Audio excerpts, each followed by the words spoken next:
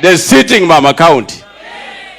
Wewe sema ati hii pesa ikipotea ama nini, amefungwa, ameshonwa mdomo, hawezi akaongea? No, she's here. Lazima aongee ama namna gani? If you see things going wrong, you must speak. Here she is. Here she is. Hao walimu wakiumia hivi, mshahara hiyo wakikosa, kwani mama kaunti yako wapi? Let us call a spade a spade, not a small spoon. There is some money that came from Finland. From Finland. For gender violence. For gender violence. And she knows. She knows. Pesa ya Finland ilikuja 700 million. Hata tukaongea na kaba na na mama county. Tukiwa Mara. Mimi nika raise. Nikasema hii pesa imekuja ya gender violence.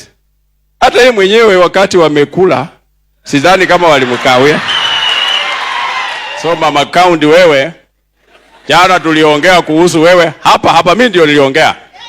Nikasema ya kwamba mama county asipande mikongo zetu. Akitaka kufuka ati right on our backs. No. Tunataka aseme yake, akisema mnasikia vile anasema hapa. Niendelee kumwambia. Wangapi wanasema niendelee nione. Yes. Because he was not here yesterday, but alituma mtu yake kutoka kwa ofisi. Na mimi nikasema tunataka atembee, ajitetee mwenyewe. And that is why she has come today. Ajitetee, na kujitetea vile amepewa nafasi ajitetea. Yeye anaona tu ako sawa. Lakini vindu vichenjanga.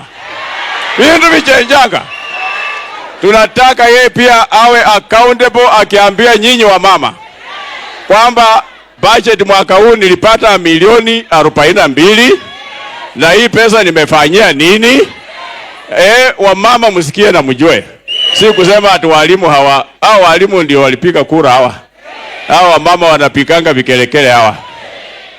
Na mimi nashukuru. Mlitaka awaelezee ndio mpike vikelekele.